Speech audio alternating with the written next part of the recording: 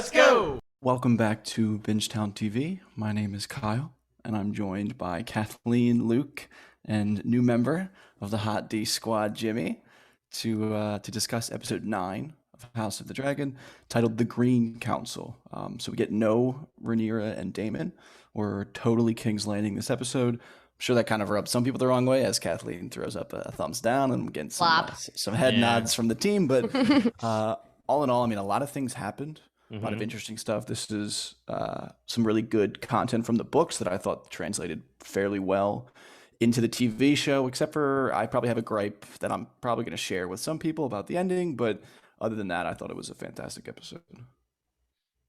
I'll go next. Okay, yeah, I was gonna say. This guy, he comes in, he's like, "I'll go second." There is a pause. There's a pause. I was ready to jump in. What do you know about pauses? Okay. Okay, fine.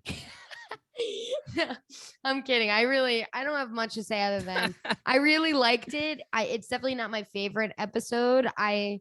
Obviously there's the big thing of the episode, which was like the episode 9 of it all.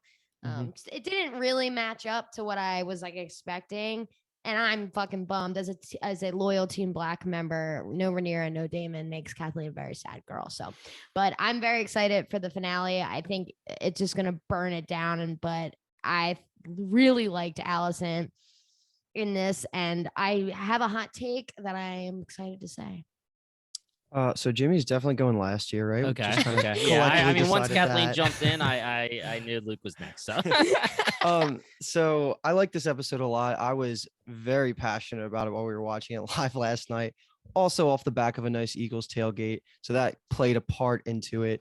But the ending was incredible. I'll speak a lot about that when we get there, about Rhaenys and how amazing she was. The problem I have with this episode is that it basically is turning into exactly what I wanted this Team Black versus Team Green thing not to turn into when I brought it up probably like 2 or 3 episodes ago. I think they're leaning so into the idea that the Green Council and the Team Green is just evil, and like everybody, it's not pick Team Green or Team Black. Right. It's, are you rooting for the good guys or the bad guys? That's pretty much where I'm at, and I really wanted it to not go there. But here we are, so I'm just going to lean into it. I will say, though, that I'm pleasantly surprised at Alicent specifically because after the end of last episode, when we knew she was going to basically make the world go to war because of the prophecy that she misheard, if you accept that that was going to be a thing, this is almost the best way she could have reacted this whole episode. Like, she was still rational, level-headed. She still was not evil and like out to get Rhaenyra. She actually defends her at multiple points. So Alicent was a really big highlight for me here. But overall, it was a good episode. And episode 10 is going to be insane with the amount of dragon fighting we get. It's going to be crazy. Yeah, the dragon fighting is going to be ridiculous. I would like to know episode 10's budget, because it's coming, and it's going to get worse. I mean, worse, quote unquote, like more and more as the seasons go on, obviously. But yeah, so I was gone on my honeymoon. I missed. I missed episodes 4 through 9 live, so I got to binge them all in one shot, and it was a joy. That sounds awesome. Yeah, it was a joy. I really was like, I got to watch. I turned on 4, thinking I'm going to watch 1. Of course, it's never going to work. I watched 1, and I'm like, oh, it's way too late. I'm going to watch the next one. It's been so good. Just a little bit background on me. I'm definitely not even close to SME like Kyle on this. I know the gist of what's going on. I haven't read Fire and Blood. I'm more of, I know the gist, but I don't know specific little things, so I'm still going to be surprised by a lot. To your point, Luke, I was hoping it was going to be a Team Black, Team Green. If there was any show that was going to go there where it's like, well, we know George R. R. Martin will, because that's what he did, but there's no real good guys, and it's just pick a side, whatever side you like. You know, there's bad and good on both sides. I was hoping for that too, but, you know, I freaking love Rhaenyra and Daemon and Lego, so I'm ready to talk about it. But all right, I'm going to hit you with 3, 4 just quick questions, just so we can get like a little bit of a gauge of how your binging has been going. And obvious one is going to be, who's your favorite character? Daemon. Good answer. Yeah. Good answer. Yeah. All right. Yeah, my favorite character is definitely Daemon. He's a badass. I mean, he just jumps back and forth. I don't know how much you guys have asked Kyle throughout this, how true his character is to the books, where he's supposed to be more chaotic and not evil, but bad on the bad side. I know that there was some ad-libbing in this episode, or I'm sorry, last episode, where Matt Smith put the crown on Patty Considine's head, and that wasn't actually in the script, and it was such a great moment. Actually, it was amazing to have Damon do that for Patty, aka Viserys, just because obviously the very beginning was this guy wants the throne, he's all about the power, and then you could see his character progression. We know that George R. Martin came out and said that the show's Viserys is better than his own Viserys. So, and I'm sure you guys have talked about that as well. But yeah, Damon, he's my boy. Nice. What's your favorite episode of the season so far? That's actually kind of tough because I binged, so it all blends together. Let's see. So I don't want to say 4 just because I'm saying 4 where it's like came back off a long break and I watched 4 and I was like, damn, let's go. But 4 is the one where Rhaenyra goes to she sneaks out with Daemon and all that, right? Mm-hmm. I enjoyed that. Like, I thought that the story was starting to like hit its stride right there, just because that's where the allegations start. So I'm gonna go with that one. All right, cool. And then this last quick hitter, it's bang, kill, marry. You got it. There's one answer. So you can't mess this up. All right, let's go. We got Voldemort, Hitler, and then Sir Kristen Cole. So like, my who do you God. bang, kill, marry there? Okay, bang, kill. Jesus Christ. Yeah, All right, take I'm your kidding, time. I'm You kidding, don't I'm need to rush kidding. this one. Yeah, well, Voldemort and Hitler are kind of similar. Yeah. Jesus. Jimmy, if you don't kill Hitler, we're gonna Well, go down I in know the that history Hitler's books. dying here, but I know that you want me to. Okay, so I'm banging Cole, Okay. and I'm going to marry Voldemort, and I'm killing Hitler. There's I no won't right have- answer. I won't have to have sex with Voldemort because I know he doesn't like sex unless you go for the cursed child situation. So We don't talk about that. I am not like versed in that anymore. That part of my brain has been replaced with I something just get to stand else. by his side as he gains power, and then he dies, and then maybe I'll jump in after. Who knows? All right. All right, So let's we've start. actually had a lot of Harry Potter references throughout this, So Okay, many. okay, I like that. which is funny. All right, so getting us into the episode, before that small thing that I noticed on the internet, so I guess someone else noticed and said it, and then I read it, that Aegon and Helena have 3 kids now. They have 3 2, yeah.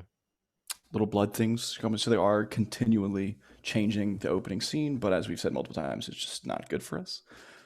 So we get a young kid walking through the Red Keep, and this was giving me Light of the Seven vibes here. Yeah. With like the piano, and we're getting the slow movement and that kind of stuff. We're following one character, but essentially he lets the servants know, who let Alicent know that Viserys is dead, and then we have Alicent and Otto now discussing the situation. I can just throw a comment out there because what I really was surprised about, and this was the start of me loving Alicent in this episode, was her genuine reaction and crying for the king, for King Viserys. That was just awesome to see, and she pretty much leans into that for the whole episode anytime she has a chance. So that was pretty cool to see. But I think the Miss Arya stuff is going to be a lot easier to talk about when we get down the path. But this is something we've been bringing up about the whole spy network, and like the little birds in King's Landing kind of gets their start here. And that's one of my favorite like subtle thing that goes on throughout this episode. So it was good to see that.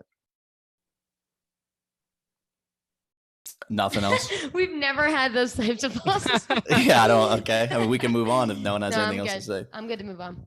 Okay. I just think it was interesting that Otto seemed like a little doubtful when Alicent told him about like what Viserys had said. It seemed like he didn't totally believe her in the moment, and I feel like in his head it doesn't even need to be true. Like maybe he might be thinking at that moment, like, oh, okay, look at her playing the game a little bit, like she's just making this shit up, and it sounds good, so I'm in.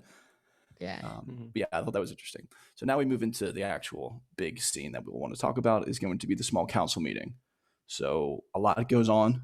Otto basically tells them that Viserys is dead, and then Alicent is going to then tell them that Viserys wanted Aegon to be king, and then the aftermath of that happens, and we have discussions. Someone dies, someone quits, so there's a lot to talk about.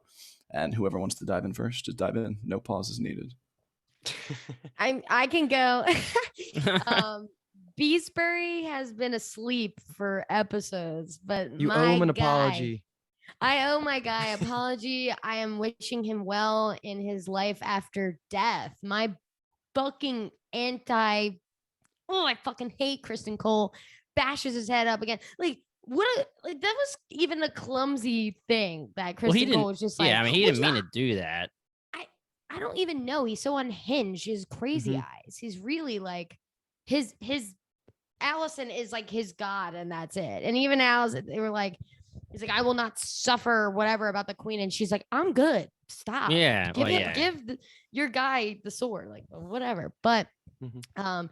Beesbury was me and everyone else in the room. Like, you can't do that. You can't just like have this plan and set it in motion all because Viserys was like poppied up and just said some shit. Like, what? Pop So it I'm up, glad they had baby. Beesbury, but yeah, Allison is the only voice of reason in the room besides obviously Beesbury and Sir Harold Westerling. Yes, correct. Nailed it. Those are our guys and our girl. That's my opinion. I agree. I mean, that's more points to Allison. She was like, geez, you guys literally were doing this behind my back, and they're trying to do the whole, oh, we don't want to do this in front of you for your, women's eyes and ears, whatever. But to be honest, I wasn't on the pod, so I just want to say, like, this is not how I thought Kristen Cole's character was gonna go. I mean, I thought that it was going to lead to him being on the queen's side, but to still be honorable about it and think that the reason why he's doing what the queen wants is because Rhaenyra, he believes, is dishonorable. Like, that was where I was going with this, but he's crazy bastard. I mean, that's just where he is at this point. And you get that a couple episodes ago when he starts talking mad shit on Rhaenyra in front of the queen, and even the queen is like, whoa, what'd you say there, bro? And he goes, sorry, that, I shouldn't have said that. But like, it's obviously he's butthurt. Well, that's why later when he says to Aemond, every woman is in the image of the mother to be spoken of with reverence. I'm like, fuck you, dude. Fucking Fuck virgin. yourself. Yeah, he's such a smack that way. He's just such a hypocrite. He's just like will use honor in a way only when it suits him to like paint him in a good light, but when the chips are down and he's pushed back into a corner, he will abandon all of that immediately, and he's done that multiple times. If I could have bet $1 million after episode 1 when we saw Damon and Kristen Cole spar for the first time of who was going to be the one that I considered the good guy and who was going to be the bad guy, skipping ahead here, I would have been so freaking wrong. It's unbelievable. And it's actually starting to become such a meme on this podcast that I actually love it, of how much I hate Kristen Cole. So I do enjoy when he is there, just because it gives us good ammo to just fucking curse about him.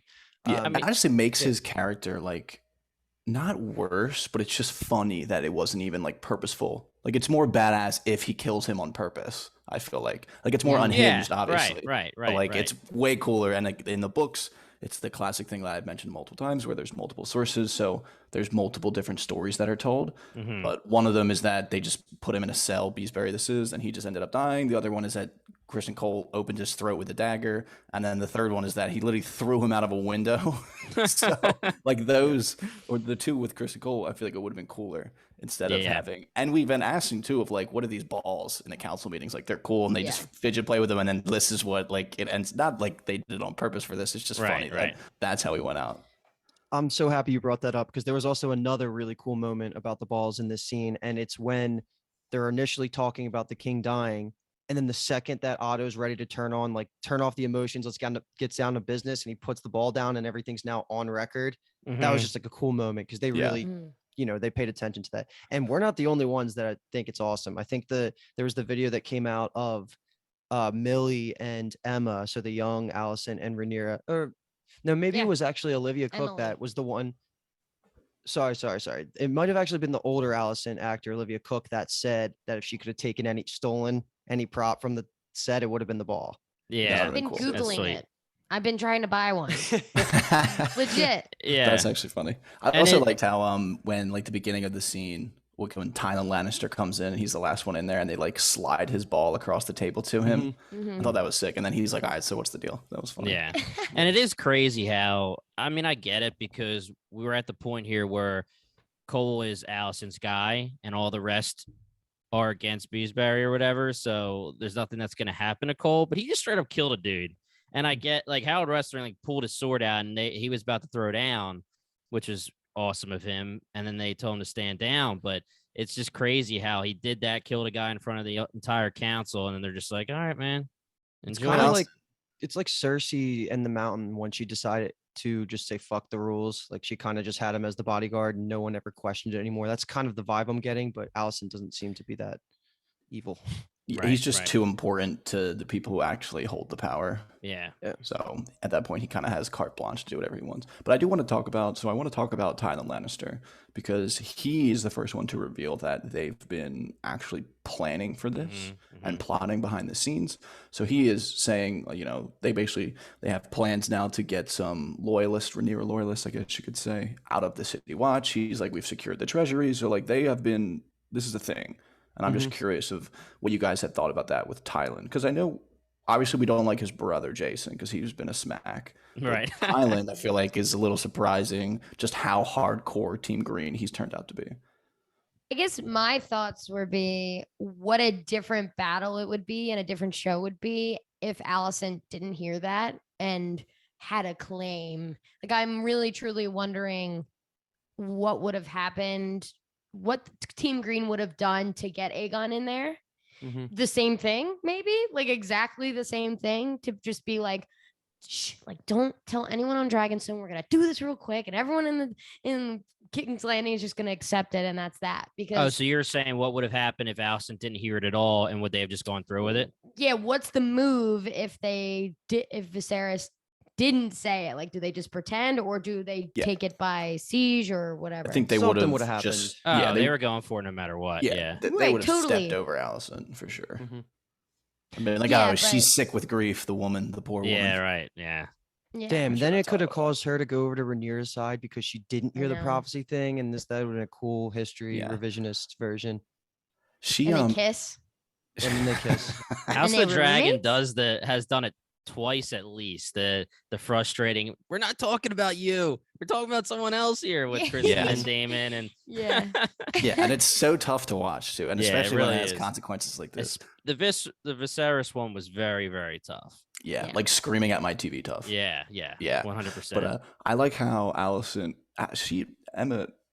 Olivia Cook rather is an amazing actress because I Mhm. love that switch that she flips on Ironrod when he like is trying to say essentially, I believe he's getting at the point that Rhaenyra's sons are bastards, and she like slams the table and is like, if you say another word, I'll send you to the wall, like basically Mhm. fuck you, and he's like, Yeah. oh, okay. So it's just also nice to see that side of her as well, especially in that room. She's a good little queen. I mean, technically, right now she's the Queen Regent. That's actually I a think great question. Does it not just automatically pass to Rhaenyra? I thought No, I until mean- until they swear someone in, or however you want to say it, she's Queen Yeah. Regent. Yeah, that Like, makes sense. That actually That makes would make sense. It probably sense. is her. Yeah. because Yeah. that was exactly Cersei. Well, no, that was because Tommen was young. Tommen was too young. Yeah. Yeah, I don't exactly know, but I guess they kind of get over it fairly quickly because they move Yeah, fairly move quickly with fast. Aegon. Yeah. Mhm. And I guess another thing, just we mentioned it too, but Harold Westerling at this point in the books he's dead. So Okay. Lord Christian Cole is already Lord Commander at this point when it happens Mm. in the books. So I honestly was interested in what they were going to end up doing with him, Howard Westerling this is.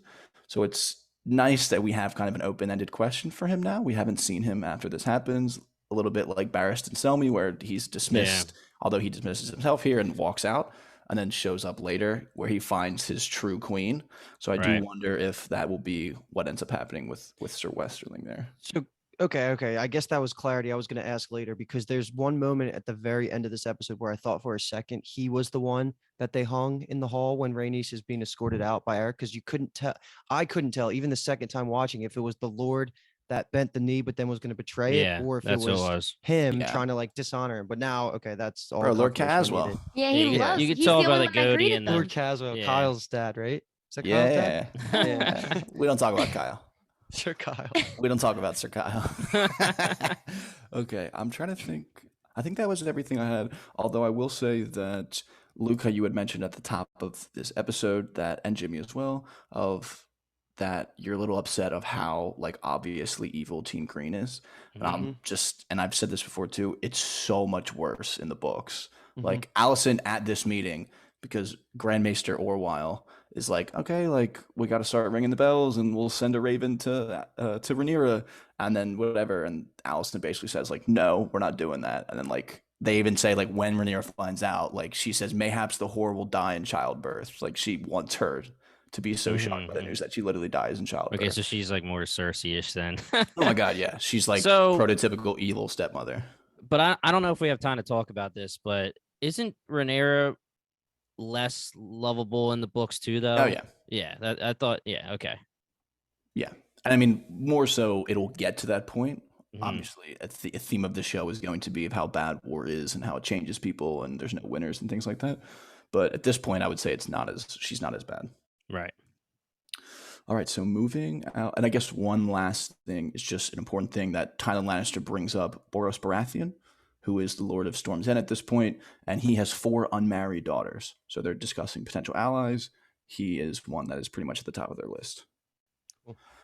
So we move now from discussing what to do with Viserys' death, and now we're looking for Aegon. We already decided now Aegon will be king, but we can't find the motherfucker.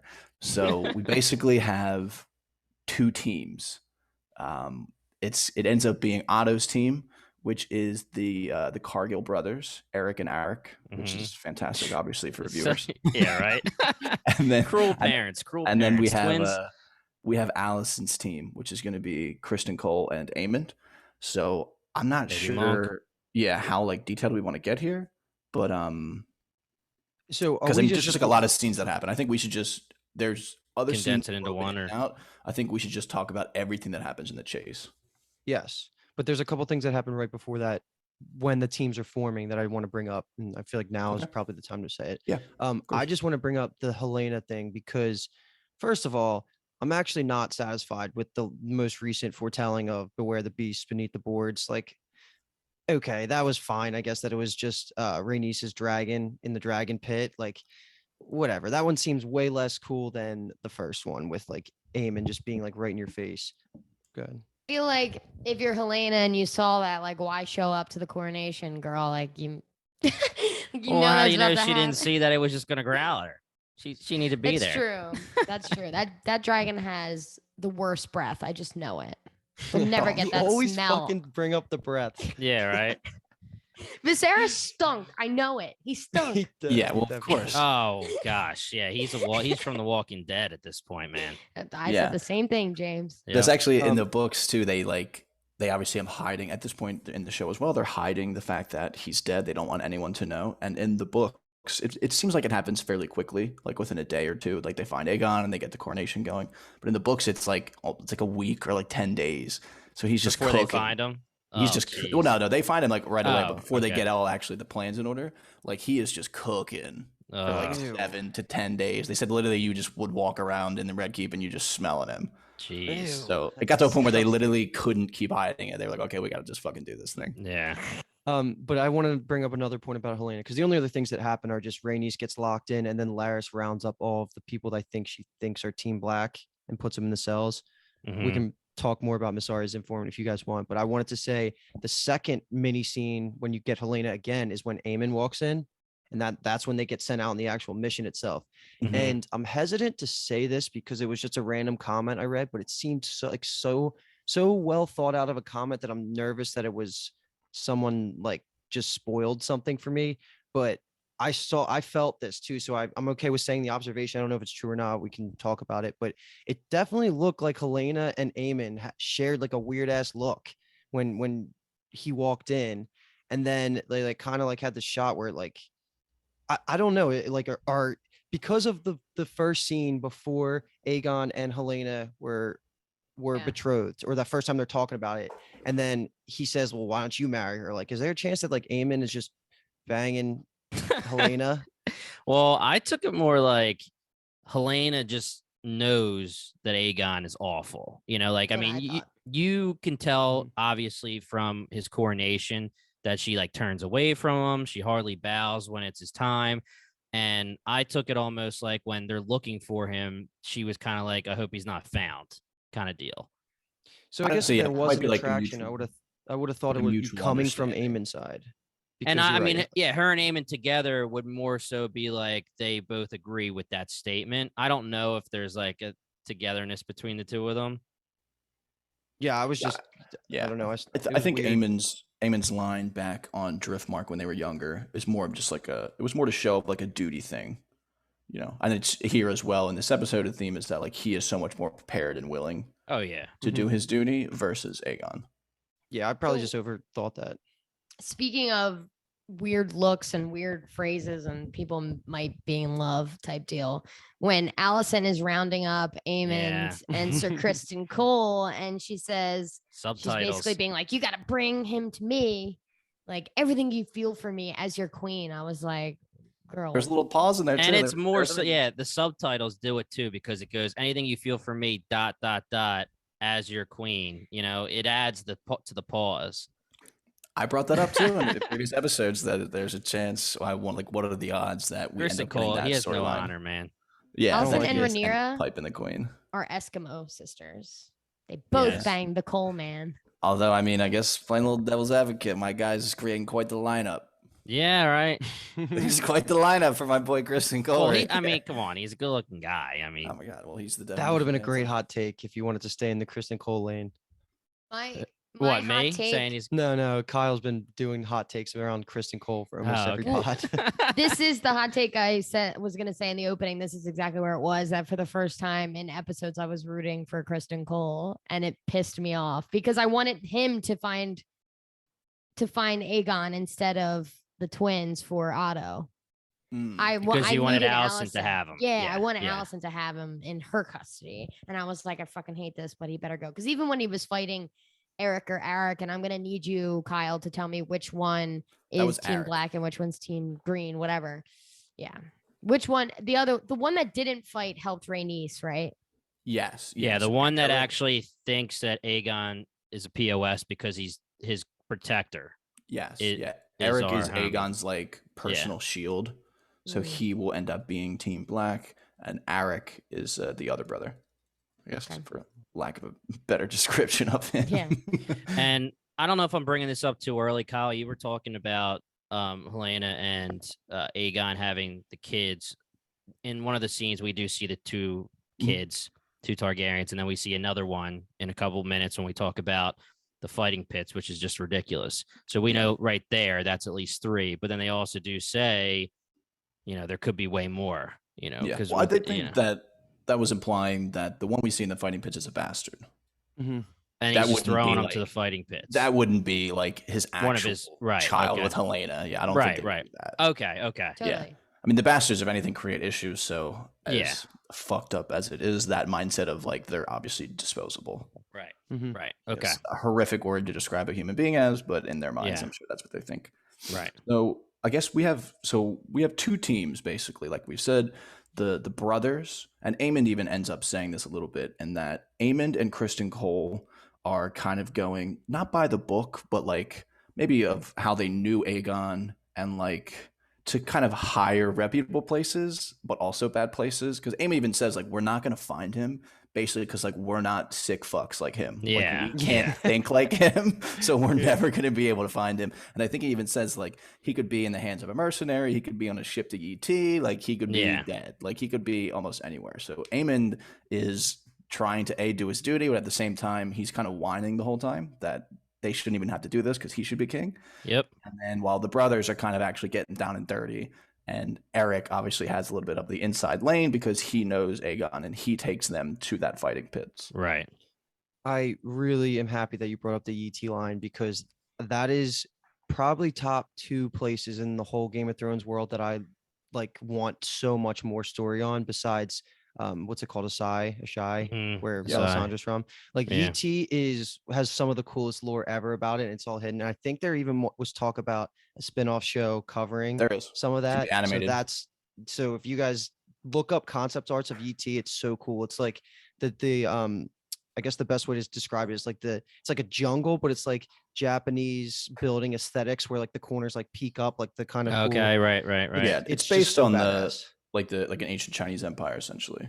Yeah. Just like the the mindset for it. But yeah, I'm pretty sure they're gonna make a TV show, and I think it's gonna be animated. So Okay. So cool. yeah, Nice. which I is like gonna be that. awesome. Yeah, I think this just proves. Oh, sorry, I didn't see your hand up, Kathleen. Okay, Oh, go ahead. I was gonna say I think this just proves straight up that Aegon and Aemon are not close at all. You know, when Mhm. they're talking about where they're gonna find him, Aemon's like, well, when I was 13, and then When they I even was 13, Yeah. I had And- my first First love. and then he even says, like, listen, I don't know anything about him. So it's just obvious that they're not close at all. And again, as on the outside, Kristen Cole is honorable, and he still does have a certain type of honor to him, aka what Kathleen, what he said, or Kyle, what you said, that what he said about women, and obviously he would never go to, what was it called again, Silk Yeah, the Street of Street or Silk. Street of Silk, yeah. So they're just L's left and right. They don't know where they're going. Mhm. Yeah, it's What funny did- too that like Kristen just looks like and acts like such a narc.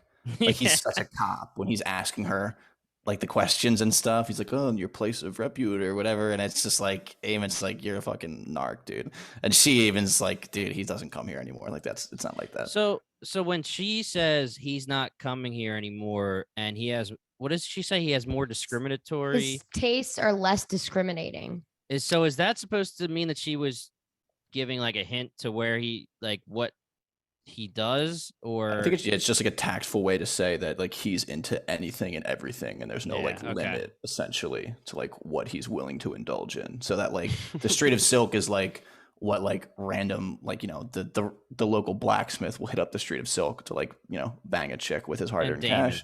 Yeah, exactly. Well, Damon's like famous in the Street Yeah, of right, Silk, so right, yes. yeah. But and Aegon our rather boy Tyrion. yeah.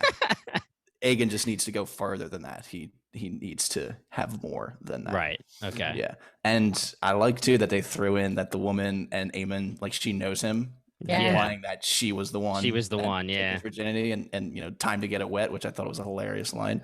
Yeah. And just so delivered well by Aemon. It was just really funny. Because it like Did you the guys- words coming out of his mouth versus the way that he looks is just so funny. Yeah. Did you see the behind the scenes thing about that actor? I think it was No. Culture Crave that tweeted it. It's awesome, but the actor that says all those lines, like the girl who Silk took woman? Aemon's, yeah, The Silk she Lady. she was Kristen Cole. Who's Kristen Cole's actors again? What's his name? Fabian. Yeah. Yeah. Yeah, Fabian. he- Fabian. She was his acting coach. Oh. And Really? Wow. He said he was unbelievably nervous to do that scene because of that. It's just like a nostalgic that's throws you back awesome. to when you're a That's kid. funny. But when I watched it the second time, I was like looking for it. It was a great scene. She was probably Yeah, super it was a proud good of him. scene. Yeah. It probably came off too. It helped him act like more of like a narc.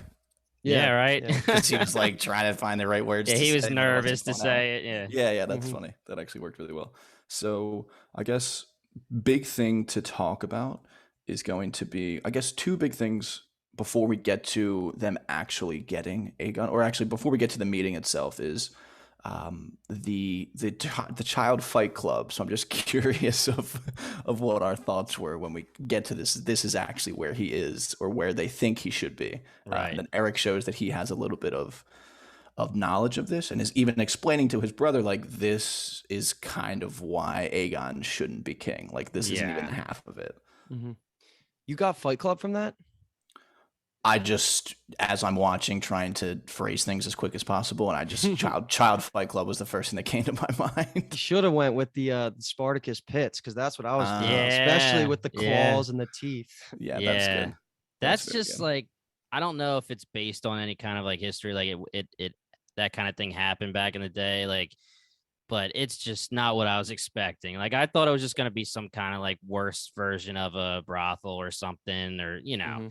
I'm not expecting child fight pits with girls with their nails whatever grown out and slashing. and, Yeah. and filed down teeth, and then showing one of his bastards in the corner like caged up, like, geez. And this guy, Aegon, he's been a POS from the start. Like he has never had a redeeming quality, but they're just purposely showing us this because it's time to make him the king, and it's time for us to hate him even more. Yeah. Who, now that Damon doesn't run the Gold Cloaks, who's running the Gold Cloaks? It's It's been a while for Damon. Yeah, I mean, he Yeah. has a name in the books, but it's nothing like that's actually important. I just read it like He's a 10 minutes green. ago, but Yeah, that was my question only because like Goat Massaria is just seeking justice Yeah. for her place. And she's like, if you gotta stop this, you gotta do something Mhm. about this. Otto's like, I'll think about it. I'll try. Yeah. He's like, I'll think about it. I mean, Yeah. it is cool because one of the things that, correct me if I'm wrong, that they do say is that it's the Gold Cloaks that are sympathetic to Damon still, right? That's one of the groups that they named. they have There was a some. couple of them. Yeah, they identified some people, which is crazy because really we're talking about 10, 20, like these jumps are big at certain points. So he hasn't been the leader of the Gold Cloaks for a long time. You know, we're Mhm. talking first couple episodes of the season. So that does say a lot about him to, hit the impression he makes on people, good or bad. Yeah, and I mean, that original scene with him was fantastic, where he Oh, like yeah. gives them the cloaks and a kind of like a semblance of dignity in their eyes. So I'm sure that's kind of leftovers of Well, that. we knew it was Strong that was the commander of the Gold Cloaks until he left and was killed, right? Correct. Yes. Yeah. Okay. Yeah. So we don't really remember or know who they replaced him with. It's not really a big deal. Nah, I mean, Arwen like, Strong? yes. Yeah. Okay. You mean Yeah, I mean, my like, boyfriend? it's a thing in the books, but I don't think it's like if they'll Right. get to it, they'll get to it. It's some guy. His name's what is it? His name's Luther Largent. He's like 7 foot tall and like kills horses by punching them. All right. So he's but he's if they'll get descendant- to it, if they'll get the to it, they'll mountain get is a to it. descendant of him. Honestly, essentially, yeah, maybe. Yeah. So he sounds So- cool, and I hope we get to him, but I don't think it might not be a thing they get to. I'm sure we're ready to jump into finding Aegon himself. So I want to bring up one line that just happened in those scenes we just covered. I loved when Aemon was like having the one-on-one with Kristen Cole right before they actually make moves to find him. And he says, like, should they come looking for me, I intend to be found, talking Yep. about being the next king. That was just a sick delivery. And this show's going to be so fun if there's a day when he is the king and like the Yeah. head of the Greens. That just seems like my dream. Baby monk, baby, let's go. He has a great quote line from the books too, where like when they actually go to find Aemond, they find him like in the training yard, and he's like, "Oh, like is Aegon king, or do we have to kneel and kiss the old horse Cunny?" Oh my God. Just the word "cunny," like Cunny, reading that in your head, like the first time I've ever heard that word in my life was so funny to me. I literally didn't know what you just said at first. I thought you said horse. I was like, wait a second. No. What is going on here? Yeah, so But- Aemon's great for some one-liners. Yeah, Eamon, baby monk, he's killing it. This is where I say I know the gist, but I don't know enough. Like my head, where this is going was that, like you're saying, Luke, like he was kind of bitching about like I should be king, and then he, I'm the one who's ready, I'm the one who's prepared, I'm the one who should be doing this, and then he's also saying, oh, maybe Aegon doesn't need to be found, and if I need to be found, I'll make sure I'm found. I was thinking if Aegon was like killed or something in the in the search, or maybe Aemon was going to kill him. Like I wasn't convinced that Aemon wasn't going to end up the king at the end of this episode or season. Would have been awesome. Yeah. Yeah, it's a little bit of a departure from his book character, in that sense of like him expressing so outwardly that he thinks Aegon sucks and that he would be a better king. Mhm. And especially, I mean, at least at this point. But I think it also creates an even bigger sense of how loyal he actually is to the family. That even though he's so not with it, he's still going to go with it because it's kind of what's right, and like that's kind of what his duty is as the second son. He has to kind of support his brother in that way, even if he doesn't want to. Right. Let's find yeah, that little we- rat. Where's he at? So he is in the sept, I guess. I don't know if it has a Yeah. name at this point. But we find him. He's underneath the table that we saw Alicent and Rhaenyra pray at and almost kiss, I will say, in episode maybe 2. And so they drag his ass out of there. And he made it seem like he was in on, like he almost kind of hired Massaria to hide him. That's the way I took it. Definitely. Yeah. Yeah. Because he was like, where's the white worm? Coughing when, he's just sitting there coughing so they could hear where he is. I mean, come on, bro. He's Playing an out idiot. a hide, play hide and seek for once in your life, dude. But I definitely took it like he was part of it, and he hired her, paid her to hide him until at least it died down, and then he wanted to get the hell out. Yeah, I mean, at that point, I'm pretty sure, because this right now is Team Otto that finds him, because he's like, take me to my mom.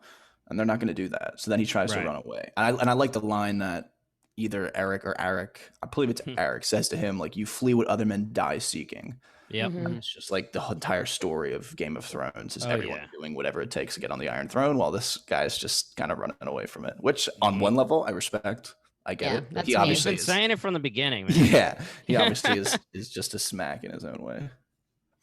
All right, so now we get an interesting scene that I didn't at first. I mean, granted, okay, I was definitely drunk, but we get Team Allison versus Team Otto outside of the step, just in broad daylight. They're just Yeah. Kingsguard are just Throwing swords down. out. Yeah, the princes are fucking fighting in the middle of the city. So we get Cole and Arik are fighting, and then Aemond and Aegon are kind of fighting. I like how Aegon's like giggling and shit, Yeah, and then yeah. like he gets the seriousness of it and he fucking spits in Aemond's face.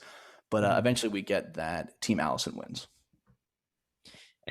Well, I was saying too about the whole Aegon and Aemon aren't close. Like, I just remembered, and obviously you guys are gonna say duh, but the pig thing was totally Aegon. Like, Aegon was probably a douche to him from the very start, and he probably doesn't like him at all. Like, we know that they're not close, and he doesn't think he's fit to be king, but he probably doesn't like him at all either.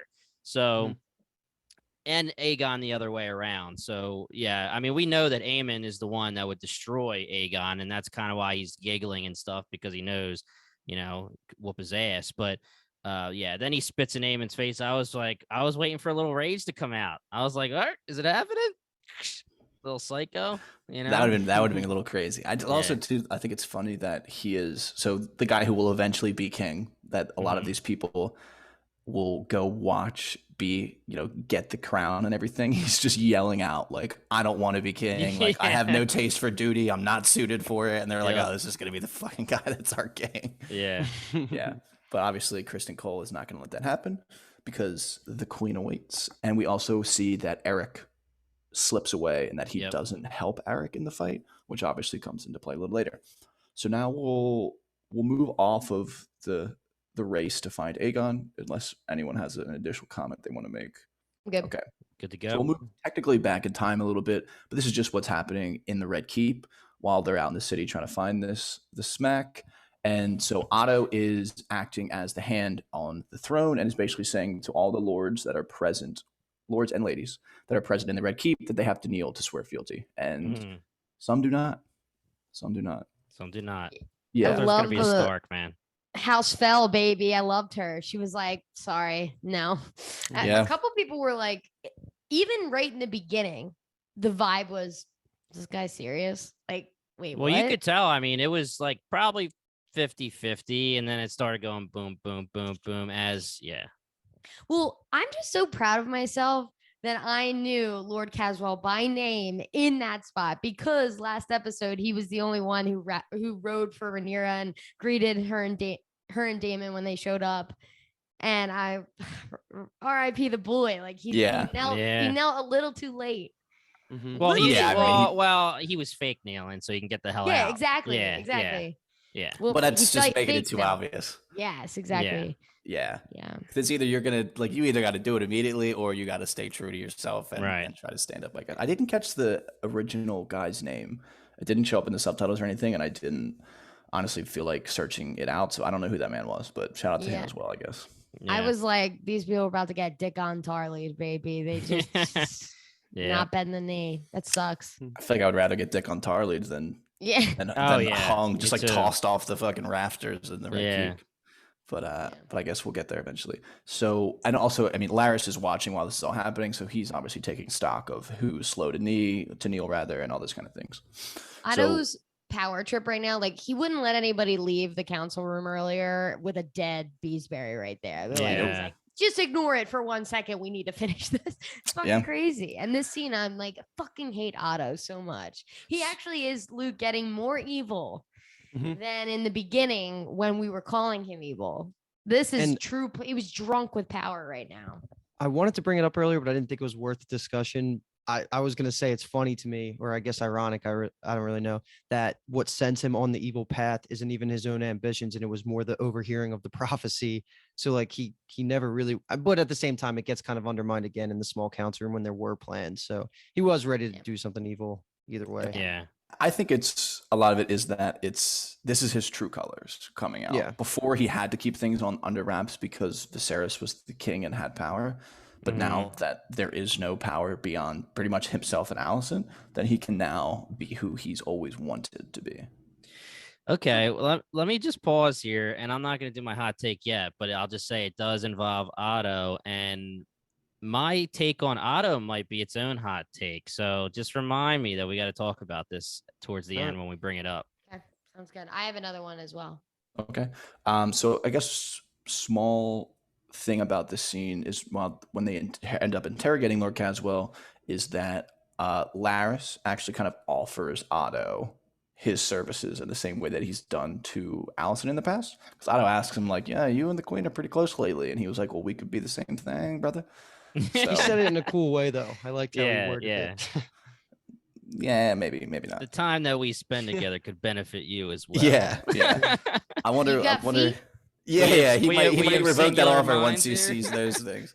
Once Otto whips those dogs out, and he's like, "Oh my god, put them away." So we get a very quick scene of Alicent watching the Silent Sisters wrap up Viserys' body. I guess it's just kind of showing, humanizing her even more, that she's actually sad about the fact that he's dead. But the bigger thing is that she then moves to have a conversation with Rhaenys. So Rhaenys is locked in her chambers at this point, and they have quite the conversation here. There's a lot of good lines that are dropped here, and Rhaenys, for me personally, continuing to climb the character rankings. She's just been fantastic this season. Yes. Yeah, I mean, we do not rule, we guide the men who do gently. Rhaenys is like, ew. Like immediately. But when in the preview at the end of episode 8 for episode 9, we do hear her saying, "Have you never imagined yourself on the Iron Throne?" But I only watched it once, and I always assumed that was Alicent saying it to Aegon as like he's being a little bitch about not wanting to be on the throne. And then she's like, "Have you never imagined yourself?" It's so clearly Rhaenys' voice as you watch it with her saying it, but Rhaenys is just has the best head on her shoulders. She knows she would have been the best queen, just like Alicent said. And Rhaenys was shocked to hear it, but Rhaenys like knows the game and is playing it well, but also knows like, I didn't get the throne. I can't like wallow over it for the rest of my fucking life.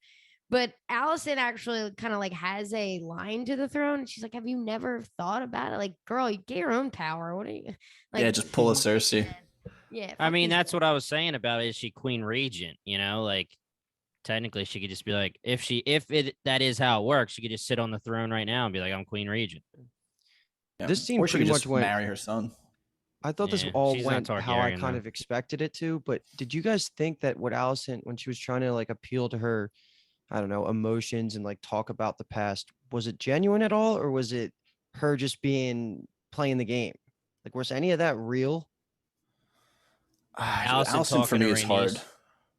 It's hard to tell with her. Yeah. I'll be honest. It's very difficult. I think the answer a lot of times with her is that it's both things, because she herself is very internally conflicted. I think that's a goal that they've been trying to show with her, of that she gets, she almost has spurts of where it's like you could see that she's kind of evil and like being a usurper, and then other spurts of like, I guess, quote unquote humanity, where she's defending Rhaenyra and things like that. So I think it's just an extension again of her not fully being able to kind of drop, like just be like Otto and just be emotionless and just pure logic and reasoning and like just doing whatever it takes.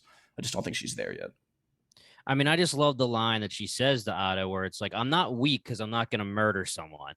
Like that's a good line. And I would have bet money that from the episode where she slices Rhaenyra, like I thought from then on, she was just going to be straight bad. Yeah. So the fact that we had that turn after Rhaenyra's speech, and at first I wasn't sure what her speech back was going to be, but when she seemed sincere, then I was like, all right, maybe we have a turn. But I think, Kyle, you fully nailed it. It's just a little bit of both. Yeah. And I'm curious what you guys, I'm sorry, Kathleen, because I was going to move on to something else. I was just going to say Alicent's main goal in this episode, Alicent and Otto are on the same path. The only difference between the two is that Otto wants to murder all of Team Black, and Alicent wants to do whatever she can to get Rhaenyra to bend the knee or whatever. And this conversation with Rhaenys is like, if she doesn't have your dragon, maybe she'll like fucking bend the knee and listening to it. And you know what I mean? Like one less dragon is one less reason to go to war. So Allison is genuine to Rhaenys in a way where The rapper. You don't know Genuine? genuine. Isn't that Donna? Your cousin's Genuine? um, Sorry. but she's only genuine. I think she's only being genuine to Rhaenys because she's genuine about Rhaenyra. She wants to save Rhaenyra, and appealing to Rhaenys would help save Rhaenyra. So that's all I wanted to say. I think Oh, that's yeah, a good perfect point. way to transition to the next scene, because that's what I want to bring up is how Allison and Otto talk about Rhaenyra. And Jimmy kind of said something about it already, so I'm Mhm. sure we're open to talking about this now. I hate No. it the way that Otto.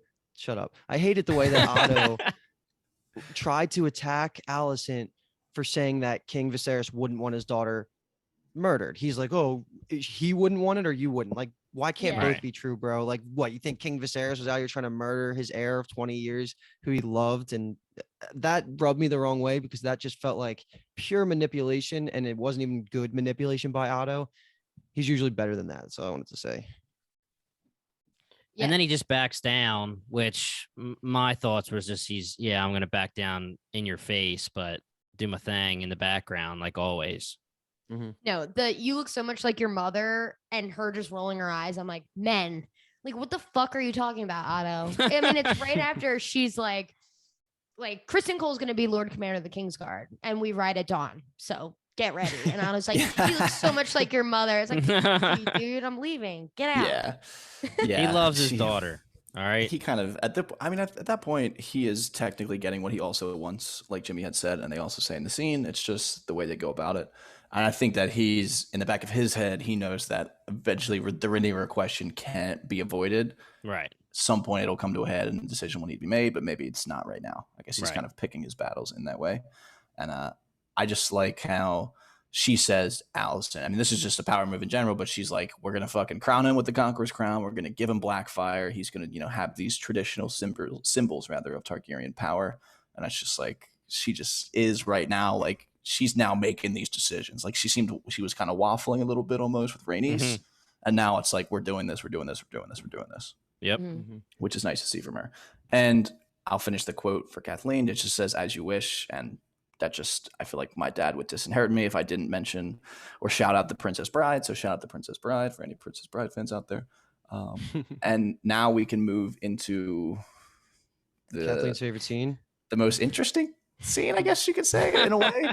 Is this in the Um, books, Kyle? So I don't know if this I don't believe this specific meeting type of thing is in the books, but I do believe it's rumored. And that's the tough thing about the books is that a lot of it, like we've said multiple times, and I'll say it forever, that it's like multiple different sources are being Hearsay, used yeah. to create a Mushroom knew narrative. about the feet. And one of them is saying that Laris had a foot fetish. I mean, it makes sense. He is fetishizing the thing that is Yes. his Right. downfall, So And Yeah, I'm so- using that information to write off. A lot of people are just saying like, this is weird. This is like season 8 level of writing about this foot fetish thing. And it's just like, if it was mentioned even a little bit in the books, then they can go fuck themselves. Like that was Yeah. true. Yeah. And it's also been a question, I feel like, for a lot of people of what is he actually getting out of this relationship? And obviously this isn't the answer that a lot of people were Yeah. expecting. But I mean, she's got nice feet. She's got nice feet. Am I right? I mean, yeah. Go ahead, Kathleen. no, you go. I was just gonna say, yeah. Oh. I just try so hard to say. I was just gonna say. And we talked about this for the past year and a half. Not to do Yeah, I that. I know. just still Yeah. do it. It's tough. I was just about I to try say. to- He'll edit this one. Don't worry about it. I'll edit this one. He says after killing the Strong family, pretty much, that he's waiting for something to happen. Like, I'll be rewarded when it's time. Wink, wink. Like, I know that I have this thing on you. You pretty much commanded me to do this, whether you are happy about it or not. I was not expecting like the reward to turn into something like that. Like, I'm thinking, Littlefinger kind of stuff here. I'm thinking that eventually, I mean, he does become he's the heir for his family now, of all the lands and everything. He becomes technically the first son or whatever that's He gets left alive. Harrenhal. Yeah, Harrenhal. Yeah, he gets Harrenhal, but it's not like he's gonna go there. So he's just in name the Lord of Harrenhal, which similar to Littlefinger for a little bit, but. Mhm. I was expecting more that kind of stuff, not like, oh, every time I give you information, you're gonna let me do a little thing to your feet, And I would have loved to. I definitely think it came off. Everybody thinks it came off weird as like a weird scene, but I would have loved the first request. I want to Took see the words that. right out of Yeah. my mouth. That's exactly what I was I gonna want to say. see, and if you're her, like, she's just like, okay, let me take my stockings off and show you my feet and look away, like. She's Done. probably thinking that, right? Well, I saw this tweet, hilarious. Like she's the originator of the foot selfies, like OnlyFans or whatever. Yeah. But like if you're the queen, you're thinking, all right, Jesus, I'm gonna have to give him these lands, or I'm gonna have to do this, or I'm gonna do that, and he's just like, show me those feet, baby girl. Like it's just crazy. It's just Well, what I mentioned earlier in this pod is how I loved in this episode the subtle. It's maybe world building is not the right way to talk about it, but it kind of is, of just the whole spy network, and whether you want to call it the little birds or the silk web that he calls it, which actually is great because of the silk yeah, alley or road, whatever the area is called. That's Street of Silk. Kyle yeah, helped me out with Street that earlier. Silk. Yeah. It's all awesome. I love the way he was like describing it, and the metaphors make it sound awesome. And I'm getting more and more confident about that random take I had earlier this season, where he is truly just going to create the first seat of Master of Whispers for the small council is what I'm leaning towards. And what eventually Varys takes over is going to be like he's doing the legwork for it, because we're going to talk about this next one or two scenes. I think Miss Arya's dead, right? Or she might not be Yeah. dead, but she's definitely going to be thought of as being dead. Like there's going to be that vacuum of power in the spy network within King's Landing, and he's definitely just going to step in and take it. And that seems like where his path's going, and that's awesome because like we keep making these parallels to Littlefinger of Varys, and he quite literally is the OG if it goes this way. So I love all this. She's the OG. Well, right. I mean, she doesn't actually work with the crown, but Yeah, this is Miss Arya Erasure. well, she works with the hand, but she's not gonna. He's gonna be probably the first official titled spider, But So he has a title Yeah. right now.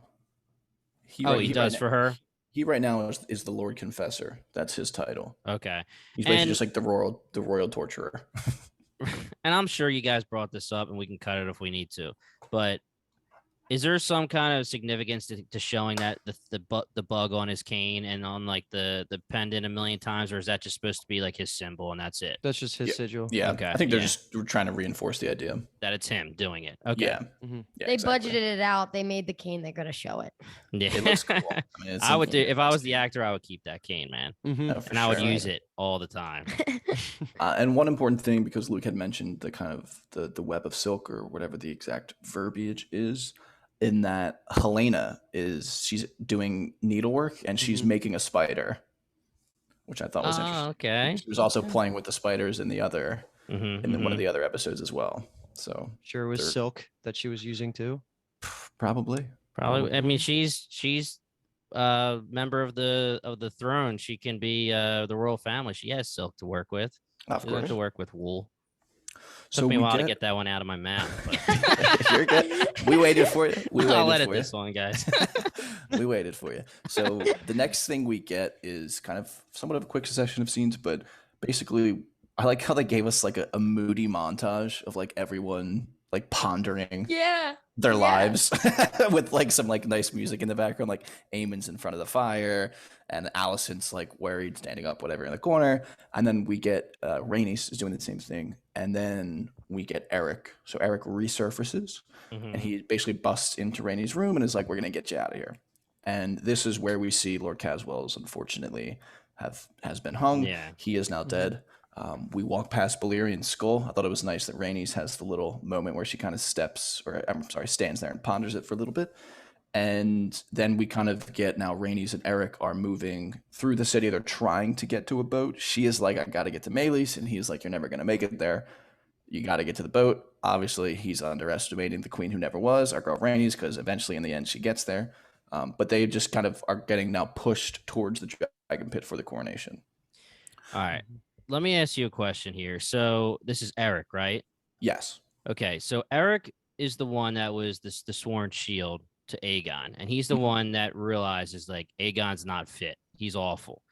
How does that equal getting Rhaenys out? Is it just he wants to do the right thing to her, or like because that doesn't really equal Aegon doesn't succeed to the throne? So Well, is it He's Team she's Black. Team Black. Yeah, he's Yeah. Team Black, and so is she. so he's just Team Black and well, you don't know full. I guess you Yeah. assume she is, but And I think, I mean, if you really break it down fully, him just showing up at Dragonstone, like they're not going to believe him that he's Right. just like, oh, all of a sudden on the team. So I Mhm. think it's Right. part of like maybe not like not bargaining chip isn't the right word, but it's kind of Right, like but like the show of loyalty goodwill. essentially. Yeah, Yeah, yeah. exactly. Okay, all That's right, the way that I makes took it. sense. Yeah, all right. Yeah. I mean, if he thought that far, it's interesting that he didn't think far enough to not wear the most recognizable armor in the Seven Kingdoms, but Yeah. it didn't even end up working out for him anyway. So Worked out for before we her. get to, well, that's very true. The smile on her face when she realizes that they're heading towards the dragon pit is great. I fucking love Yep. her. Mhm. So before we get to the actual coronation scene, we have Aegon and Alicent traveling to the coronation, to the dragon pit, and they just have a very interesting conversation in this carriage that I figured we should talk about. You love me? He's just a dumbass, man. Imbecile. Imbecile. But I Yeah, mean, fucking imbecile. she says to him, "You're no son of mine" at one point, Yeah. which he deserved that at that moment. But the fact, I mean, it's obvious that she loves him. It's the mother and her son, but he's just everything about him. I hate him. Yep. I'm Agreed. interested in what you guys think about how before she shows him the dagger, he's all like, there's no, like, he also doesn't believe her story. He's saying it's obviously just convenient because why wouldn't he have done this throughout the past 20 years? Yeah, he Mhm. just had, more than enough opportunity to name me as heir, and he hasn't. So Aegon's like, obviously, this is like some bullshit you concocted. And then she opens up the box with the dagger, and his kind of like whole demeanor changes. It's like he gets Yeah. like more serious, and like he starts to believe it now. And not that it stood out as a bad thing, it just stood out as interesting to me of like what they were trying to convey with him changing like that. So this didn't really hit me until my second watch, but I think they actually did a really, really good job of slowly showing that character development from this carriage scene until he's raising fist pumping with the Valyrian steel sword as king. Like that was a believable transition because of these little moments. And he's like, Mom, don't fuck with me. Like, is this really happening? Yeah. And even then he still doesn't believe it. Like he's walking under the swords as he's walking in. Right, You can right. see like he's like, I don't know if this is happening.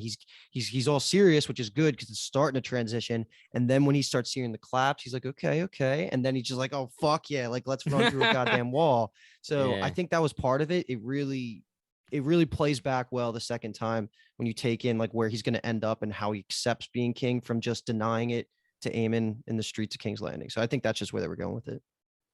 Well, I just thought that the cat's paw dagger was something he watched his dad have as king for so long that he looked at he had it in his hands. It's now his. And he's like, fuck. Okay. Mhm. Yeah. Like just a real Yeah. moment.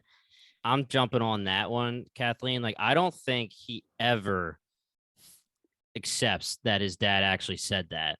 My thing, and it might be a mixture of like what you and Luke are saying. My thing was just like, oh, I got a sour puss on my face. Like, I don't want to be king, whatever. And then he sees the cat's paw and he's like, oh, well, this is pretty sweet. Like, this thing's Yeah. pretty cool. And then he Okay. starts to, and like, honestly, that's the way I took it. And then, and then he goes under the swords. He's still not happy. And then he starts hearing the cheers. And I'm taking it honestly, like, he's just like, this is sweet. Like, I'm going to have Mhm. power. I'm going to be the king. Not, I deserve it. I still don't think he thinks that. I think he's more like, all right, that's cool. Like, they like me, they love me. All right. I just, because I'm going more on his character. Like, I don't see character development. I just see that he's just like, he's got that weird crave, whatever. Yeah, this weird hunger for weird things. But he likes the adrenaline rush of certain things. And I just think that the power is going to be what makes him want to just continue on with it. Yeah, I guess it's just interesting for me because of they're doing this stuff with the dagger that is invented. Yeah. Because I could see it like in the books, and obviously it's different from the books, but like that would be the reaction you would get to like the sword Blackfire, because they even like it'll be a thing, and they might end up doing it in the show too, but it's mentioned multiple times in the book of like Aegon was the king who bore the sword, So like he had Blackfire, so that's why like that's just another layer of why people were going to be Team Green, because it's like obvious, like okay, like like Allison had said, he's going to get the Conqueror's crown, he's going to get Blackfire, these traditional symbols of Targaryen power. So I don't know. I guess for me personally, that's just the one negative, or the negative in general, of being a book fan of things like this when we make adaptations, is that you kind of put too much stock sometimes into the way it would have happened in the books versus how it actually happens in the show. Right. All right. Pause for 1 second. I think a 69-yard field goal was just made. Is that a record? Yes, by like a fuck ton. Oh my God. I think I have the kicker too.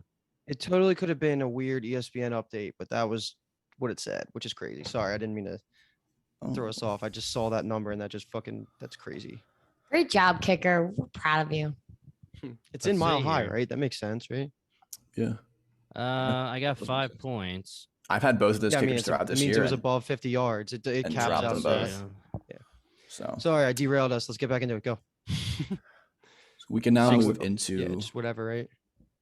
Yeah, we can now move into the actual coronation of Aegon. We get King Aegon II, and it's taking place in the Dragon Pit. And I think it's funny because in the books they literally say like they picked the Dragon Pit because it's easily defendable to dragon attacks, like anticipating that Team Black might engage in a surprise attack and like mess up the coronation. But it's just funny that it still gets attacked. Yeah, it literally comes from underneath, and that's how they get attacked, which is just, I thought that's kind of like a funny little, not like a nod to the books, but I took it that way, which is kind of good. But this scene it takes a little bit, I feel like, for the small folk to kind of get on Aegon's side. We're doing all these rituals and things are happening, and everyone that's kind of there has been forced to be there a little bit. But then they slowly start to clap, and as other people clap, they all start clapping, and then we get the cheers and cheers and cheers. So I thought that was well done, of like telling that story through the way the crowd reacts. Aemon's nod was my favorite thing of the episode, I think. He barely moves his head. It is like the most painful, like it's so crazy. Kathleen's moving her head a millimeter for everyone listening. Helena didn't want to either. Helena was like, well, that's what I was saying. Yeah, she actually looks like she turns the opposite way at one point. Yeah. And then gives like a little curtsy thing. Yeah. But the absolute happiest dude in there was Otto. Yeah. Yeah, right. Otto was loving it, dude. He was just, oh my God, everything he's worked for, dude. It was his moment, not Aegon's moment in his eyes. Aegon's a piece of shit. I just need to say that again. Is this open for the whole ending, or are we still waiting on? I know. I mean, everything. Fuck it up. Because maybe it's recency bias, but I thought this was an all-time scene of Game of Thrones, not just at House of the Dragon. I was ecstatic when Rhaenys came out the way she did, and the scream by her dragon was like, I think I just gave myself chills right now just thinking about it. It was so freaking good. Like, Rhaenys is, I think she's my second favorite Team Black player now. Like after this episode, she has been, ever since I shit talk her, man. She heard me, and then she just I knew it was gonna come back around, dude. It's insane. Like I was so wrong. Like she is one of my favorite characters of this entire show. She just gets shit done, and some people are freaking out online about it being like a plot hole that she didn't just Dracarys them all right there. But the more you read about it, and the more you really think about it, she never really was the one that's going to come out here and murder she's partially related to some of these people, right? Or no, I guess there's not. Yeah. I mean, if Viserys kids, then she's related. Yeah. I think they're her second cousins, maybe. Yeah. Exactly. So she's not going to murder her family. And a big part of it too is that it's powerful enough that she says, like, you guys do not have a grip on the throne as much as you did. Like, you see what I just did in 5 seconds. Like, I'm going to come back here with Daemon and Rhaenyra, freaking Day-Ray, and we're about to destroy you guys. Like, it was so powerful to me. And I just love the scream because Alicent closes her eyes like, I'm about to die. And then it just screams. Oh my God, it was so good. I love Rhaenys. My hot take, my real hot take, besides that I was voting for Kristen Cole for a second, is that how do dragons know how to do anything? How did she say, all right, we're just gonna burst up, we're gonna scream a little, you can only kill the crowd. Well, there's probably like a taunt thing. She probably has like a language to taunt them in High Valyrian. They do show her like bend down and say something after the roar, and then she flies out. So I mean, and we've seen them give commands to the dragons before. I know, but still. So you're just a liar. You just made that up. No. My hot take is that dragons aren't real. Quite the hot take, Kathleen. Quite the hot How take. dare you? Yeah, right. I think well, then where did they come from in the books and everything? My hot take is gonna be that she would totally die doing that. No, just Well, buried in blasting people. through She would totally roof. die doing Yeah. that. She would That eat was- so much concrete. Yeah, like what? I feel like because the I guess we CGI didn't was- see it, but like Yeah, I mean, would have those- went up. Like, did Maylee's go head first? Like, was it just like straight up, and Rainey's was just like, yo? Yeah, I don't know. hopefully it went head first and then like little this kind of deal, Yeah. like through head first and then the neck, and then she kind of just glides through the Yeah. rubble. And I mean, like, it's granted, Kathleen is on the side that dragons aren't real. I guess technically they are not. So there's some level of belief you have to suspend, but that just Yes. and the first time watching it was like, oh my god, like crazy. Yeah. And then Is going back Vagar a to dude or a I was like, chick? Vagar is a chick. I That's just not wanted to Vagar. know. That's Vagar, right? No. No, That's not no, Vagar. Vagar's Oh, no, Vagar's has Aemon. Vagar. Oh, what'd you say? Oh no, Vagar's Aemon's. My bad. Okay, Yeah, we got that's Maylee's. Yeah, okay. So Red the Queen. only reason I asked is because I was gonna say maybe he or maybe she. So maybe she, I you appreciate only had that. to stand up and jump, and one of the wings could cover Rainey's, while the Holy other one shit. kind of just like, you know, Are they, like, are they yeah. shield flexible her. like that? Like they can go Yeah, reverse? oh, hell yeah, in? they I can do don't whatever know. they want with their I mean, I wings. guess They're they real, can. man. Yeah, you're right. You're right. We want the made up. director's cut. You know what I I was want the thinking? physics explained to me. I was thinking this in one of the other episodes. This was Vagar when it shows Aemon taking Vagar, so and we know that Vagar has the history. They show like the holes in the wings, you know, and I just think in Mhm. my head like, how many of those holes can they take before their wing doesn't work anymore? Thinking a little midnight mass right there. yeah, Yeah, yeah, literally. that was actually like seriously. I also think that it would have looked better. Like, it didn't look great when Maylee's flew through the door. I was just gonna say that. Yep. She looked way too big for that hole. Yep. And, like- and then it kind of CGI'd her through and then it Yeah, squeezed yeah. open. And I was actually going to make that argument because I was like, well, it's the dragon pit, so it should be able to leave, right? Yeah. But so if you're thinking about it believability wise, it should be able to leave. But I think the CGI just kind of looked weird where it was like squeeze, squeeze, squeeze, and now expand. Yeah. Like, you It know, would have been cool if she just like burned a burst hole. through the. you know, Oh, okay. That would be sweet. Yeah. You know, because getting the fire is cool. I want some fire as well, but maybe that's not in the CGI budget. I would One have liked. more. Yeah. You know, the hot take? Rainey's hair would never stay. Exactly. Yeah. She looked fantastic after that. She just Oh my Daenerys gosh, should have in the been bald armor? after season 1. So Yeah, yeah. The armor is sick though. I armor's can't so sick. wait for us how'd she have time to put get- that on, dude? to get more like armor because everyone's gonna actually, you know, at some point don the suit and mail and shit, and it's gonna be Damon's sick. armor was badass Yeah, early in and the season. Rhaenyra Oh has my like gosh. famous armor too. It's gonna be cool. Nice. I like that. Can't wait to see So- Rhaenyra actually fight. We've only ever seen her like she's sick on a dragon. We know that, but I want to see her. Like, I don't know if fucking she's fight. supposed to be able to, though, to be honest. Like, I don't know if we will see much of her, like, hand-to-hand fighting. Danny couldn't hand to hand, but she could get on a dragon and fuck people up. Yeah. Oh, You well, that's know? what you mean, like, fighting that way? Oh, I Yeah, thought you like, meant, like, I want to in see a battle. sword fight. Oh, okay. Like yeah, Arya, not like Arya. No, Yeah, no, right. no, no, no, no. Right. Oh, Yeah, okay. Well, like- yeah, she'll be like dragon Danae. fighting, yeah.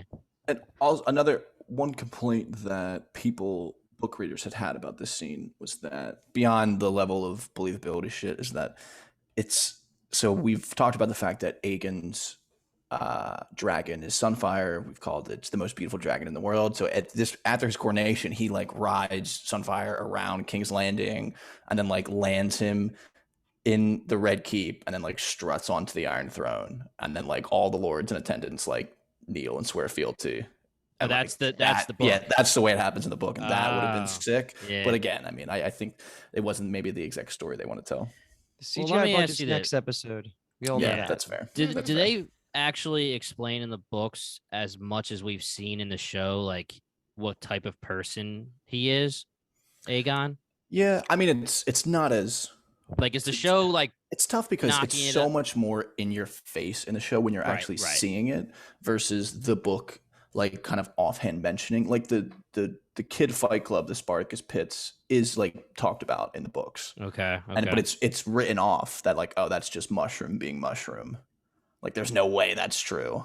Oh my Oh, God. okay. Yeah, Right. so like you the don't actual get the proof of official it, it's story, just- yeah, Right. yeah, the official story ends up being that he was like found in bed with some like rich, wealthy merchant paramour chick that he was banging, which is like, I guess it's more obviously more respectable, but it is known that like they couldn't find him because he was just drunk fucking Right. someone, is like the official story that they Right, could right, come up right. with. That's the lie. So you know that the truth is actually worse than that. Let's just jump in here because I know we're gonna lose Kathleen soon. We're pretty much at the end, so we can keep Yep. discussing even when she leaves. But I do want to get your MVP and LVP because you have been saying your hot takes. Do you have any other hot takes, or you're good there and you just want to? No, I've said 10, so I'm fine. Okay. But They're just takes at that point. They're just her Yeah, yeah. takes. yeah, literally, all of my hot takes are just takes. Dragons They're aren't fine. real. Yeah. My Um, Last Kingdom hot takes were awful, man. I gave it a hot take, and you guys were like, "That's the coolest take I've ever." And I was like, okay. Ice cold, baby. Ice We'll Um, let you know. Yeah. I Right. Tops and it's bottoms. the best being the first to go because I Mhm. can be the one to say Rainice MVP. Love Yeah. it. Yeah. Allison number 2. I just think her acting is always. Well, 10 what the out of fuck? 10. You're gonna take 2 of them and put them in my top 2? Then? Yeah, right? All right, let's And then do my that. LVP, I have like 7. So wait, no, I'm kidding. It's Sir Kristen Cole for the 4th episode in a row. I don't think he's the LVP, but No, I think I'm he gonna would be give my you- backup. I'm gonna give you guys the good LVP. So Peace, you're out. because Drop the mic. I gotta go. Yeah, but assume one of you guys are gonna say, his, We'll figure it out. Get We'll have out to I don't wanna listen to say hear it. though. Yeah. All right. Get out of here. I miss you guys already though. Bye everybody. See ya. Later. See ya. All right. Now that she's God, gone, Thank God. who's Do next? you man, want me the to mom- just go run with it? Because I can Mom's do. I gone, can do and the my boys hot are gonna takes. run it, dude. Yeah, I I let's actually go. kind of talked about my hot take earlier. I I'll can just say start. it again Oh, okay. to Yeah. yeah. Let me just reemphasize here because it's not really that. I'll just start. It might dude. not be. Shut up. Oh my god. I think that Rhaenys, I said it, is now my second favorite character in Team Black, and she jumped Rhaenyra for me. And it would have probably played well before Kathleen walked out because I know she would defend against that and make it hot. You guys might agree or not. I only have Daemon above her because Daemon's the GOAT. So do you guys is that super hot or is that kind of, a little warm? No, No. I don't think that's that hot because really, like, who's the major players of Team Black at this point that we can? Well, I mean specifically about jumping Rhaenyra. I mean, it's maybe Like, not. do you like Oh, Rhaenyra or no. Rhaenys better? Oh no, I would probably go Rhaenys too. Actually, at this point, Okay. yeah, it's No. close. Yeah. I don't know. Yeah, it's tough close. though I guess. because when you only have so much screen time and it's all good shit, like Yeah. it's easier when you're like a little bit of a like a major side character versus the main character. We're able to see more flaws and mistakes. Right. Mm-hmm. But I'd probably still rock with Rhaenyra for now. It's 'Cause you're close, but it's warm. close enough where it's not a hot take. And by the way, this is off pod, but I did talk to Rhaenys' agent, and they said no.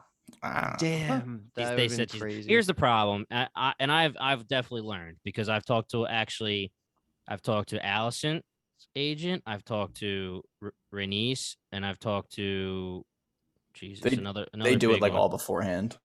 That's what I've learned. So I thought I learned that the deal was that you just go through HBO because of the way like Wheel of Time worked, where they were like, when we and the boys, where I was like, I want to talk to Frenchie, and they're like, nah, just talk to Amazon and then they'll hook you up. But now it seems like when I talk to Amazon or HBO, they just want to give you the press junket or the screeners and call it a day. And all these people are like, oh, they're off press, but next time let us know before. And it's like shit. Like if I would have, that's crazy. Like because Patty Considine was the other one. Oh, I would have cried. I know. It says this is a play pass just because we're pausing now on the majority of his incoming press because the show's over. Yeah. yeah. And it's like, well, damn, you know. The more like- you know. Oh, I yeah. mean, while we're talking about it right now, do you have anything more with Mike Flanagan? I just followed up with her today. I didn't follow up. She seems like she answers like at night. Like I might get an email like now. Okay.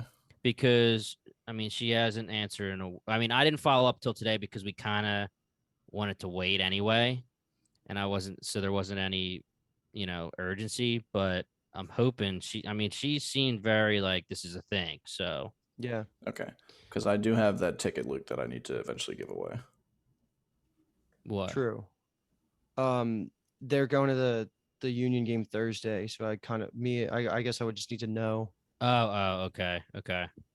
I mean, at this all right, point, I feel like I mean, maybe there's still a chance, but it being Thursday, but I don't know. I guess Doesn't we'll really see matter if to she me. answers tonight. I feel like if she answers you tomorrow, the odds that it'll get scheduled within 2 days seems right. fairly low. And what time's the game, Kyle? Is it 8? Game's at 8, yeah, correct. Okay, cool. All right. Where are we at? So we are back to your 2 hot takes. Did you do a top and a bottom? I don't think you did. No, I was gonna do that last, I guess, but should I just go through all of it? Yeah, Kathleen did, so I might as well, right? Yeah, fuck it. Yeah. Okay. So sucks to follow Kathleen because I'm basically going to say the same freaking answers. I'll expand a little bit on my LVP, but my MVP was Rhaenys. Like, get out of here with that end scene. It was just amazing, and I loved everything about it. And she's going to be a badass, just fighting with her dragon for Team Black going forward. For LVP, I also say Sir Kristen Cole because fuck that guy and his mother and his grandmother and all of them. Whoever birthed that guy. I almost want to say that he has pretty much entered the category of I am begging for a gruesome death for him, basically with Joffrey, Littlefinger, and Ramsay Bolton. Like I hate him so much that he's on that level where he better not make it out of this series without like a horrible death. And I think there's a really good chance that it's going to be Rhaenyra that gives it to him because he hates her so much that could be a very, very satisfying moment in the back season. So it's my LVP. I have a feeling they're going to build that. Yeah. That for just a long reminded time. me too of when we're talking about the spider stuff with Helena doing the embroidery hoop and the silk, the web of silk and things like that. And that Kristen Cole also calls Rhaenyra a spider, which I thought is interesting. Symbolism. It just reminded me of it. So probably not an important thing, but I figured I'd just shoot from the hip out there. James, would you like to go next? Yeah, I'm gonna go with some of my backups here. Like you said, Luke, Rhaenys, but I'm going Aemond as my W, my MVP, just because Baby Monk, like he's killing it as Aemond. I just really think that this is a character that I'm really invested in, and I'm excited to see where he goes. I've said this a million times on the pod. I know the gist, but I don't know. And sadly enough, I know the end, so that's part of the gist. And just like I don't know any of the middle, so I'm really excited to see what the middle is for Aemond. I'm invested because he's Baby Monk, and I just really like the parallels between him and Aegon and how that whole relationship's going to go from this moment forward. I just think that he killed it during the intimidation speech, and that nod Kathleen brought up, that was a millimeter, like killing it again. I'm just really excited to see more of him. And of course, I'm going Aemon with the W, the MVP, and my LVP is going to be Aegon here. I think this is more from my binge too. Like just with this binge, I watched like 3 of them today leading up to 9. So I watched 7, 8, and 9 in a row. And just going from the Homelander on the roof scene all the way to the child pit kids thing, it's just like this guy, no thank you. And I really don't like him at all. And I just think that he doesn't have any redeeming qualities. And it might be skewed in my head from this binge. Like maybe, I'm seeing it in a skewed way. I'm just like, I don't like this guy. So the whole scene with Cat's Paw and stuff, like where it could be a little bit of a redeeming thing. And I'm just like, nah, dude, this guy just wants the power. And he's just, could be that. But for me, LVP is Aegon. I want to jump right off the back of that too, because obviously everybody hates Aegon, or else you got some issues. But yeah, right. I will say though that this final scene, like this whole montage of him eventually accepting the king role, he is by far the most interesting he's ever been because of that last 5 minutes of this episode. So I'm now kind of excited to see what they do with him too. Versus before, I was like, oh, this guy's on the screen again. So yeah, right. We're getting better. Yeah, he's good. He's going to become a really good character. Yeah. Okay. So my hot take is going to be that Eamon kind of came off as a whiny baby a little bit this episode, I will say. I like the things he's saying ends up being cool because it's just him describing how cool he is. But was kind of like, all right, dude, like he's just like kind of whining to Kristen Cole that like they have to find Aegon and that he's better suited to it. I don't know why. To me, it just kind of came off as, like I said, you're kind of being a little whiny bitch. And my MVP, I'm too biased to agree with that, by the way. yeah, I know you are. Yeah, Well, that's why yeah. I didn't think you both are. I just gave that's my why I think it's hot. MVP. So Yeah, exactly. So Put the blinders on for you're burning your hand on Aegon. the He can do stove no for me, wrong. dude. Well, at least my takes are legitimately hot. Yeah, I and forgot to then- do mine, so I'll go after you too. Okay. And my top will be, I'll go, since Kathleen got 2, I'm going to take it a step farther and go 3. And I'll just take like Team Black loyalists in a way. So I'll lump in Sir Howard Westerling, Lord Beesbury, and Lord Caswell. And I guess Lady Fell Yeah. as well. Just people that Okay. stood up for something, Yeah, that, you know, what yeah. they believe in, even though the consequences were dire. I respect it. Thought they came off very well this episode. And LVP is going to be, and I'll try to avoid again everyone.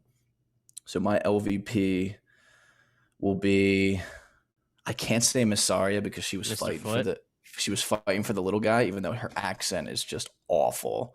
It's so awful. I want to vote her LVP every time, but she was actually doing good things this episode. So I will say yes, Laris the Clubfoot, because Yeah. now the world knows about his foot fetish, and that's probably not fun for him. He doesn't want that to be known, man. Yeah, no, it doesn't seem like it. So he'll be my LVP. All right, let's go hot rant here. It's more of like, I guess it's more of like a rant / question, and you guys can let me know what parts of it are hot and what's not and whatever. But so I'm pretty sure this is going to be pretty hot to you guys just because of how we've been talking this entire episode about Otto. And my take on Otto, like you were saying, Luke, you were going evil with him for a long time. I always took Otto as almost like a Stannis kind of character where he's hand of the king. He's trying to do what's right for the realm. And he does have the bias towards his family, but I didn't really take it as like evil bias. I honestly took it as like Stannis with a little bias for like a while, Oh, and dude, I was on a campaign against Kathleen for the first half of this podcast saying the same thing. okay, So I finally got all her right, to all admit, right. because I totally agree with you. Otto is not, he didn't even, I even went as far to say like he definitely did not deserve to get his Hand of the King status revoked when Viserys did it. Right, because he wasn't wrong and he Right. did what he thought was right, and it just so happened that Viserys took offense to it, and it could have been, Kyle. I like Kyle's face here. So all right, so my hot take here then is, I guess maybe it's not, but he says that, hot question. He says that, what they're doing, if they're going to kill Rhaenyra and they're going to kill Daemon and they're going to get rid of Team Black, it's for the good of the realm. He does say it's for the good of the family, but he's trying to say it's for the good of the realm. The realm will burn if we don't, quote unquote, make sure Aegon's the king and Team Black is off the face of the earth. If I'm Otto and to me, he has been Stannis, right? He has been fully Stannis, like to the good of the realm and this and that. I would have thought that he would consider getting rid of Aegon and putting Aemon on the throne, because Aegon has been so bad, and he knows it, and Alicent knows it, and they talk about it, and it's just so blatant that he doesn't want to be the king, and he's a child, and he's just childish, and he's freaking Ethelred, from the Last Kingdom. It's just, I would think that, not that he would do it blatantly in front of Alicent, but off to the side, get rid of Aegon for the good of the realm and make it be Aemond. And it's still, if you want to go with him being evil and it's he's biased towards his family, it's still his grandson. So I Yeah, guess my I mean- opinion on that is just that I think there's such a huge jump between being super freaking ambitious to the point where you'll kill somebody to super ambitious to the point where you'll kill family. And I think that's the same exact thing where I'm defending Rhaenys's decision not to murder the greens, because mhm. I think it's the same thing. Like it's such a jump to hit that level of evil, basically Lara Strong or Ramsay Bolton level of evil. Right. And I don't think Otto is there. He actually is on the trajectory to get there, though. And I think that maybe in the future he will be. But as of right now, I think that's the only reason he doesn't, because it makes so much sense on paper just to kill Aegon, like you're saying, or let him Right. take a boat to Essos and then Aemon's there. We're all good for Yeah, Team Greenside. you're completely right when it comes to he doesn't have to kill him. He could have just let Aegon do whatever the hell he wanted and disappear, similar to Rhaenyra's Mhm. ex-husband, you know. But yeah, that's kind of where I was going, where it's like you're saying it's for the good of the realm to have Aegon succeed just because you know war will happen. So get rid of Rhaenyra, get rid of Team Black, and then everyone will accept Aegon. But it's not for the good of the realm if Aegon becomes king because, well, you're hoping that you can advise him, but it could be another Joffrey. And he should kind of know that, I would think. But I guess it's one hand or the other, you know, it's whatever. Yeah. But that Well, was to be where I was fair, going with that. Joffrey won't be born for another 170 years. Yeah, so. yeah. I'm just saying, like, you should, I'm just playing with he you. should know that this Yeah. king would suck. You know? I mean, Yeah. it's an absolutely classic Crusader Kings situation we've got going on here, where the second born son is like, you know, the genius with all of the martial skill, and he's, you know, studious, and he's in the sense that people like him and all this kind of shit. And he's obviously the better option. So then you either got to try to kill your son or figure out some way to get him out of the picture. But Right. I think a big thing too is that Otto is infinitely more anti-Daemon than he is anti-Rhaenyra. Okay. So I Yeah, think and that that goes back. Yeah. in his head, it's if Rhaenyra becomes queen, it's really Daemon who will be the actual king. He'll actually be the one that sits the throne. And I think in his head, anyone is better than Daemon. So Daemon will kill him. Yeah, because I don't Yeah, know right. if I don't know if Otto's even doing the calculus of Aemond versus Aegon. I think he's doing the calculus of Daemon versus Aegon. Okay. Right. And then also the bias of my own grandson. Also that as well, yeah. Right, I mean, right. Aegon's still Yeah, fairly young. that's pretty true. That's a good point, because I feel like it's get your house on the throne, then worry about who's leading. Versus, you're right. Yeah. That's a good way to think about Okay. You took my hotness away then. it. No, No, it was it's a good hot because it was worth yeah. asking. Yeah. Yeah. It's a Okay. good conversation to have. Cool. Yeah. All right, so that is We're going good. to wrap up, the penultimate, right? That's the right word. Yeah. Episode of season 1, which is insane to think Mhm. about that we're already 9 episodes down. We'll be back for the finale. I'm assuming the same squad will be the 4 of us. Oh, I'm back, baby. Yeah, so Jimmy will be a full-time player. We're gonna try. Well, I think we're all gonna try to watch together and then podcast in person too. So maybe we won't be having these pauses and stepping over each other and things like that. Maybe we'll work out Yeah. the kinks in the week leading up. We're still trying to gel this new squad. And but in the meantime, before the finale comes out for Game of Thrones, we've got a ton of other shows we're covering right now. I think we're 4 active shows. Mhm. So we got Rick and Morty, Vampire Academy, and Midnight Club Mhm. are all coming out at this very moment. So if you're liking what you're hearing here, we're doing the same thing for a bunch of other current hot shows that are coming out. Midnight Club has been, I mean, you guys feel like you guys have been really liking that TV show, and the episodes have been doing yeah. well. It's cool. Vampire Academy as well. We've had a lot of great engagement, it feels like, with Yes, we have. listeners and fans through Vampire Academy. So if you want to have like a nice online community of a show you watch, Vampire Academy seems like a great option for you.